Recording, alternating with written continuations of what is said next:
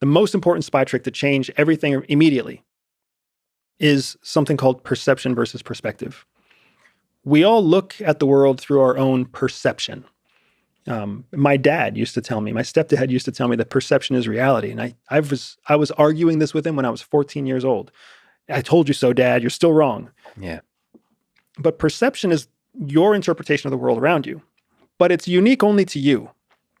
There's no advantage in your perception. That's why so many people find themselves arguing all the time, trying to convince other people of their own perception.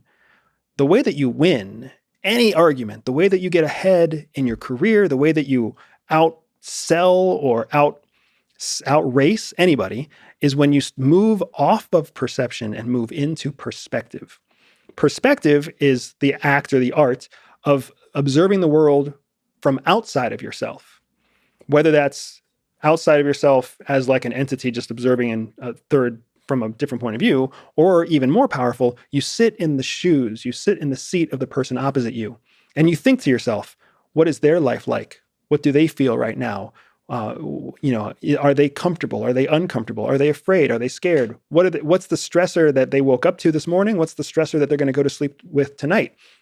When you shift places and get out of your own perception and into someone else's perspective, now you're thinking like them, which is giving you an informational advantage. But you know what they're all doing? Everyone else out there is trapped in their own perception, not thinking about a different perspective. So immediately you have superior information, superior positioning. You have an advantage that they don't have. And if you do that to your boss, it's going to change your career. If you do that to your spouse, it's going to change your marriage. If you do that to your kids, it's going to change your family legacy because nobody else out there is doing it. It's so interesting how difficult empathy is for people and how powerful it is, especially for like you said, with spouse, like intimacy. Yeah. Like stepping outside of yourself and really putting yourself in the shoes of the other person, considering how they see the world.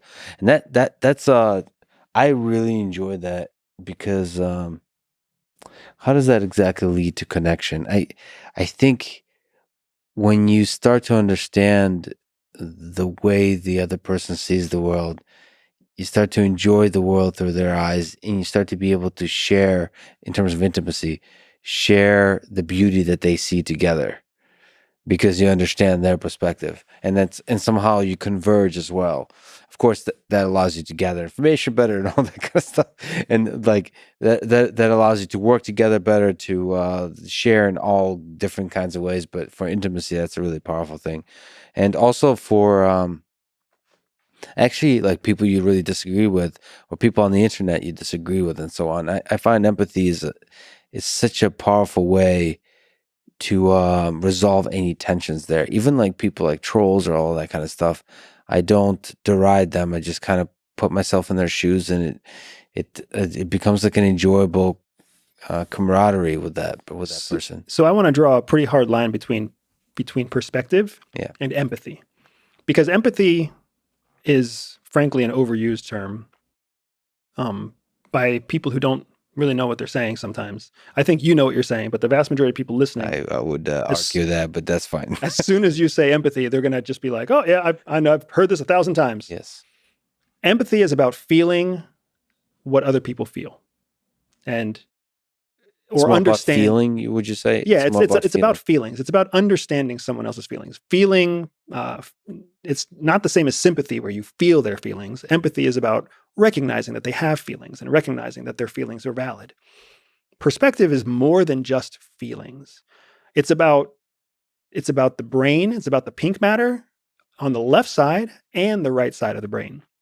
Yes, I care about feelings. And this goes directly to your point about connection. Yes, I care about feelings, but I also care about objectives. What is your life? What is your aspirational goal? What was it like to grow up as you? Yeah. What was it like to experience this? And how did this shape your opinion on that? And, what is it that you're going to do next? More than just feelings, actual tactical actions. And that becomes extremely valuable in the operational world. Because if you can get into someone's head, left brain and right brain, feelings and logic, you can start anticipating what actions they're going to take next. You can direct the actions that they're going to take next because you're basically telling them the story that's in their own head.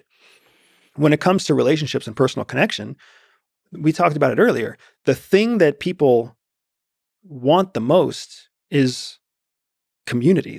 They want someone else who understands them. They want to be with people. They don't want to be alone. The more you practice perspective, empathy or no empathy, the more you just validate that a person is there. I am in this time and space with you in this moment. Feelings aside, right? That is powerful. That is intimate. And whether you're talking about lovers or whether you're talking about a business exchange or whether you're talking about collaborators in a crime, I'm here with you, ride or die. Let's do it, right? That's powerful.